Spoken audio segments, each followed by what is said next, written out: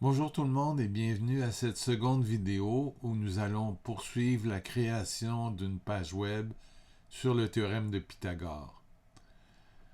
Je vous montre un peu le résultat auquel on va arriver à la fin. Alors, grosso modo, voilà ce qu'on va faire. On va ajouter des liens. Alors, par exemple, ici, quand on va cliquer sur cette image, on va aller à une page web. Même chose ici, quand on va cliquer sur un bout de texte, on va aussi aller à une page web. De plus, on va implanter un mécanisme pour nous aider à visualiser des vidéos qu'on va tous placer au même endroit. Alors, on va cliquer sur un bouton pour changer de vidéo. Et ce bouton-là va nous ramener à la fin au premier vidéo. On va aussi créer un bouton pour visualiser un site web à l'intérieur même de la page web. Alors, cette façon de procéder va être différente de celle qu'on avait ici. Parce qu'ici, si jamais on change notre point de vue sur le site web, qu'on ferme et qu'on revient, ben ce changement-là n'est pas répercuté. Alors que ici, si on fait un changement, on ferme et on revient, ben ce changement-là continue d'être actif.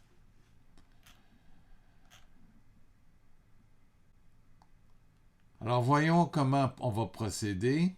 Pour ça, retournons au programme qu'on avait fait lors de la première vidéo. J'ai ajouté un certain nombre de blocs, la plupart étant désactivés. En fait, ce qu'on avait fait lors de la première vidéo, c'est qu'on avait défini la fonction action initiale. Quand on exécutait le programme, ça nous donnait la chose suivante. Et on va commencer par corriger une ou deux petites choses. Alors la première chose, c'est que entre nos deux lignes ici, on aimerait avoir un petit peu plus d'espace. Alors pour ça, ben, on va ajouter des blocs que moi je me contente d'activer ici, de façon à séparer la première ligne de la deuxième ligne, ce qui nous donne un résultat plus intéressant. Aussi, on va essayer de centrer le texte qui est ici. Alors pour ça, on avait oublié de choisir l'option centrer ici. Et maintenant, on a donc un texte centré. Voyons comment maintenant, dans notre texte qui est ici, on peut ajouter des liens. Alors pour ça, j'ai préparé une autre version du même bloc que je vais activer. Alors, on a remplacé ce texte-là à gauche par un bloc qui comprend le texte, qui comprend une adresse et qui spécifie que lorsqu'on va cliquer sur le texte, on va aller à cette adresse-là dans une autre page. Et on fait la même chose pour le texte à droite. Alors, si on détruit l'ancien bloc, on va avoir le fonctionnement suivant. Alors, quand on va survoler le texte qui a un lien, le curseur va se transformer en une petite main et en cliquant, on va suivre le lien vers la page spécifiée dans une autre fenêtre. Même chose pour le deuxième lien. Bien. Pour la suite, on va, au lieu de rajouter des blocs à la fin de cette fonction action initiale, on va tout simplement appeler une nouvelle fonction, action initiale suite, qui va nous permettre de poursuivre notre création de page web. Alors, je vous rappelle que ce qu'on voulait faire aussi, c'était installer un lien sur cette image-là. Alors, comment on va faire ça? Ben, ça va être avec le bloc suivant que je vais activer.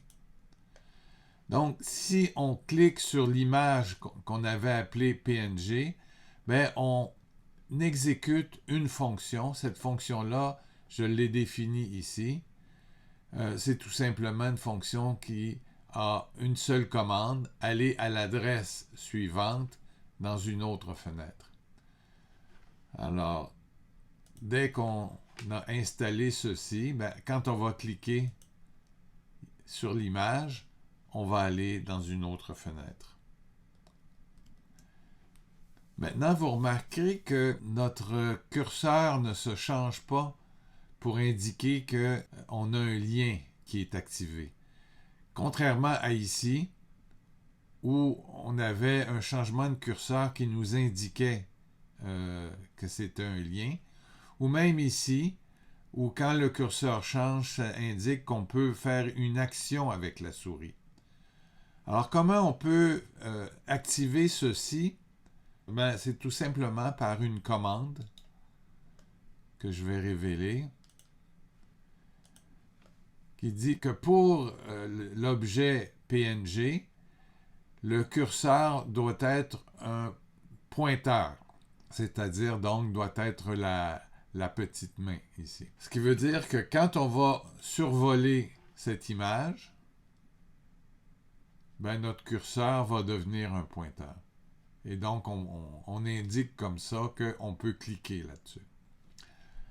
Maintenant, si on regarde un petit peu ce qu'on veut faire, ben, on veut ajouter un bloc de texte ici.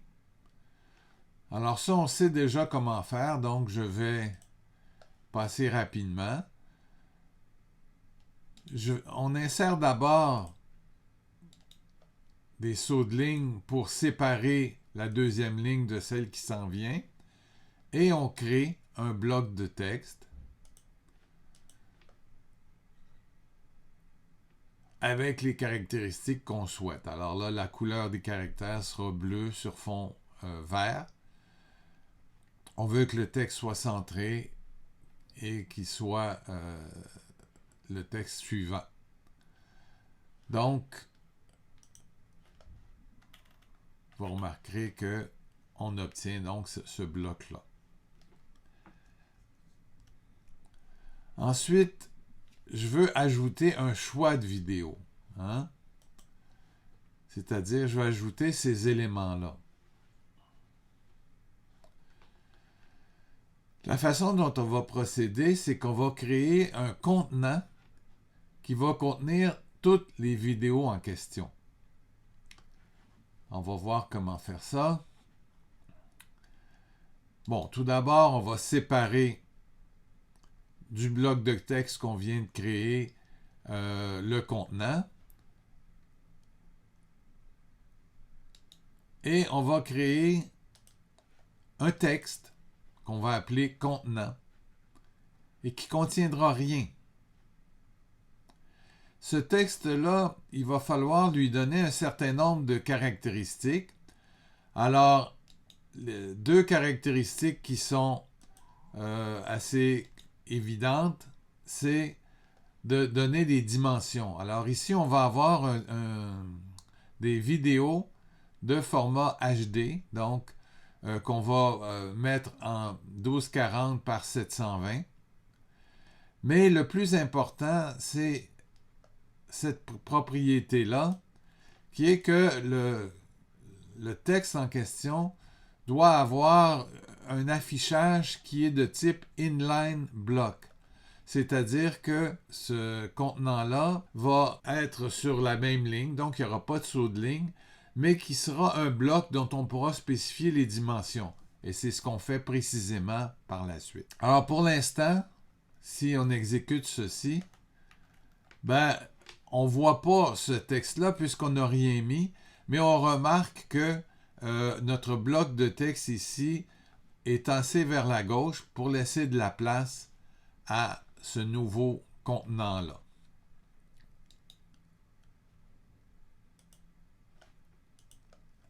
La chose qu'on va faire par la suite, c'est de faire une liste de vidéos. Pourquoi une liste de vidéos? C'est qu'on va vouloir passer d'une vidéo à l'autre et donc il va falloir conserver nos vidéos dans une liste. Pour l'instant, la liste est vide et si je demande d'activer le bloc suivant, ça me dit donc qu'il faut que j'ajoute une vidéo dont l'adresse est spécifiée et qui devra être visible. Alors, ajouter vidéo, c'est une fonction que j'ai définie ici, qui utilise le bloc charger une vidéo qu'on a déjà vu dans la première partie. Et ensuite, on dit qu'on doit mettre cette vidéo dans la liste qu'on a créée, qui était vide au départ et qui maintenant va contenir un élément de plus. Et une chose importante ici, que cette vidéo qu'on vient de créer va avoir l'objet contenant pour parent. En d'autres mots, ça veut dire que notre vidéo sera contenue dans le contenant qu'on a créé précédemment. Et aussi, bon, quand on appelle ajouter vidéo, on spécifie si la vidéo doit être visible ou pas. Alors, ce qu'on fait ici, parce que par défaut, la vidéo serait visible, mais on dit que si la vidéo n'est pas visible, bien, il faut cacher l'objet. Il faut la cacher pour qu'elle ne soit pas visible. Alors, dans ce cas-ci, on a ajouté une vidéo qui est visible et ça va nous donner la chose suivante. Alors, vous voyez que cette vidéo-là a été placée dans le contenant.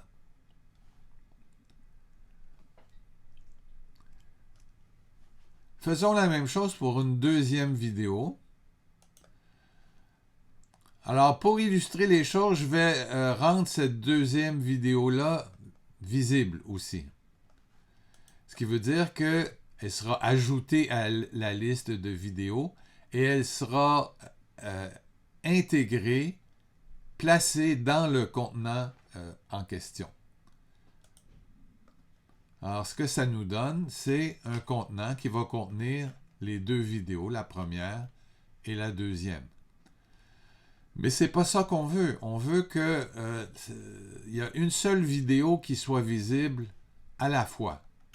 Alors, pour ça, donc, on va spécifier que la vidéo doit être invisible. Ce qui fait que quand on va exécuter, ben, on va voir que notre contenant va contenir une première vidéo qui est visible et une deuxième vidéo, mais qui n'est pas visible. Et on pourra passer d'une à l'autre en cliquant sur un bouton qu'on va définir plus tard. Notez aussi que la première vidéo était une vidéo prise sur YouTube, la deuxième sur Dailymotion, et puis il y en aura une autre plus tard qui va être prise sur Vimeo. Donc on peut aller chercher nos vidéos à plusieurs sources différentes. Alors je vais rapidement ajouter des vidéos. À chaque fois, ces vidéos-là seront invisibles. Et je pourrais en ajouter comme ça une grande quantité. Et à la fin, je vais créer une variable qui s'appelle nombre total de vidéos et qui va être tout simplement la longueur de la liste vidéo dans laquelle j'ai placé toutes mes vidéos. Et je vais créer une autre variable numéro de vidéo qui indique le numéro de la vidéo qui est visible. Alors dans ce cas-là, ben, c'est la première vidéo qui est visible et en P5 visuel comme en JavaScript, la numérotation des éléments d'une liste commence à 0.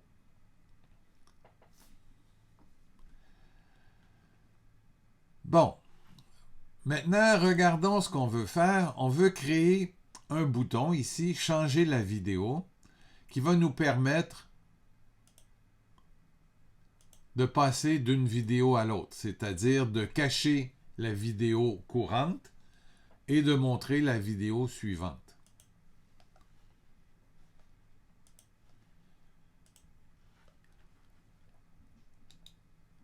Alors, qu'est-ce qu'on va faire? Bien, on va créer un bouton qui va afficher « Changer la vidéo ».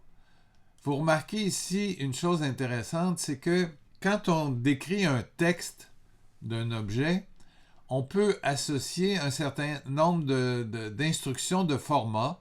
Alors, par exemple, ici, j'ai fait « Changer, saut de ligne, la vidéo ». Ce qui fait que mon bouton ici va contenir un texte sur 2 lignes, changer la vidéo. Comme notre bouton n'a pas l'apparence qu'on veut, on va donner plusieurs instructions pour changer son apparence. Alors par exemple, je veux que la taille du caractère du bouton soit de 24 points. Je veux que la couleur du texte soit bleu, qu'il y ait un rembourrage de 10 pixels tout autour du texte, que la couleur du fond du bouton soit verte, que le bouton, je le place à l'endroit que je veux. Alors, par essai et erreur, j'ai trouvé quel endroit il s'agissait. Et que quand on survole le bouton, notre curseur prenne la forme d'une petite main. Alors, ça va me donner donc le résultat suivant. Maintenant, je dois activer le bouton. Alors, pour activer le bouton, je dois dire que si je clique dessus, je dois exécuter la fonction changer vidéo. Et changer vidéo, dans le fond, c'est très simple. Ça cache l'élément numéro vidéo qui est l'élément courant de ma liste. Ça ajoute 1 à numéro vidéo, mais si j'arrive à la fin de la liste, ça revient à 0. Et je vais montrer l'objet numéro vidéo, donc la nouvelle vidéo ici. Alors, effectuons un test pour voir ce que ça donne. Alors, si je clique sur le bouton, je vois que la vidéo courante est cachée et la vidéo suivante est montrée. Et ça se fait pour toutes les vidéos. Et ici, on arrive à la dernière vidéo, la vidéo numéro 5. Ça va rendre visible la vidéo numéro 0, c'est-à-dire la première vidéo. Évidemment, vous pouvez aussi faire fonctionner les vidéos.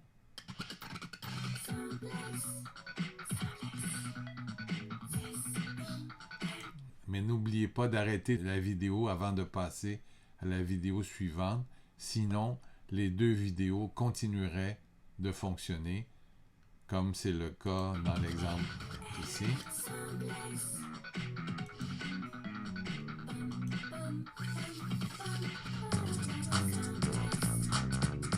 La relation de Pythagore serait trouvée.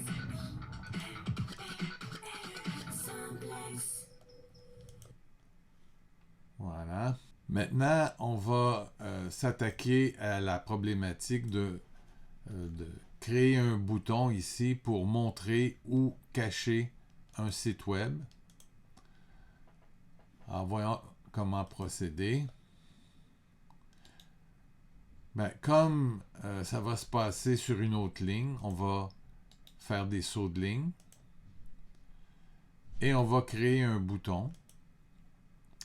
qui affiche « Montrer le site web », le théorème de Pythagore, etc. Alors cette fois-ci, donc, on va encore régler un certain nombre de caractéristiques du bouton.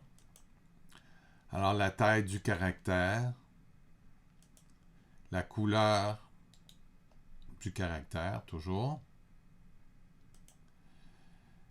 le rembourrage, la couleur de fond,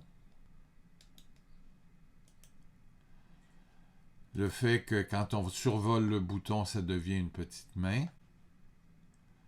et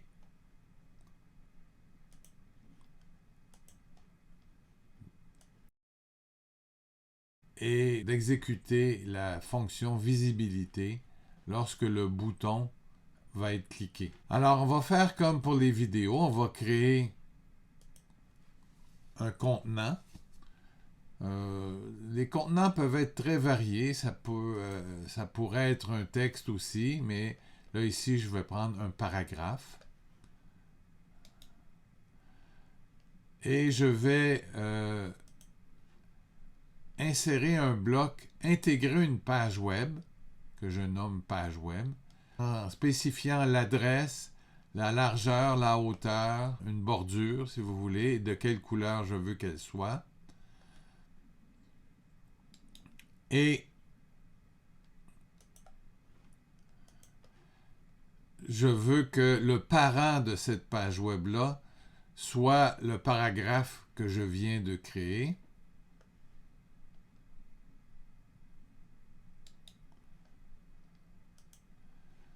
Je veux aussi créer une variable qui s'appelle contenant page cache, qui est vrai si la page est cachée et qui est faux sinon. Et je vais demander de cacher ce paragraphe-là.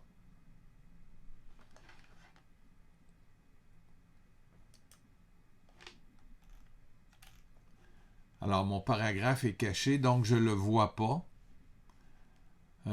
Par contre, quand je vais cliquer sur le bouton, ça va déclencher visibilité qui va faire ces actions-là, c'est-à-dire que la variable que la page est cachée va changer de valeur booléenne. Si elle était vraie, elle devient fausse. Si elle est fausse, elle devient vraie. Et selon la valeur de cette variable-là, on va cacher le contenant, c'est-à-dire le paragraphe, ou le montrer. En plus, on va changer ce qui est dans le bouton qui est activé, soit montrer le site web ou cacher le site web. Alors, regardons ce que ça donne. Pour l'instant, la page est cachée et le bouton indique « Montrer le site web ». Si je clique sur le bouton indique « Cacher le site web », mais le site web en question est montré. Alors, si je reclique sur le bouton, la mention va se transformer à « Montrer le site web » et le site va être caché, etc. Et puis, bon, comme dernier élément, je vais créer un paragraphe qui va contenir un texte créé avec P5 Visual. Et P5 Visual va être un lien vers le site principal de P5 Visual. Alors, si je fais ça maintenant, ben, je vais voir ce paragraphe-là créé avec, et vous remarquerez que ça se transforme en main quand je survole P5 Visual parce que ça indique qu'il y a un lien là. Mais je voudrais que ça soit pas très visible comme paragraphe, alors je vais changer la couleur du paragraphe en question. C'est le dernier bloc ici. Je vais prendre une couleur qui ressemble à celle du fond, qui n'est pas exactement celle du fond, parce que sinon le paragraphe serait invisible. Mais ça me donne donc une mention créée avec P5 Visual qui est moins visible, si vous voulez. Alors voilà, on a terminé la création de notre page web sur le théorème de Pythagore. J'espère que ça vous sera utile. À bientôt!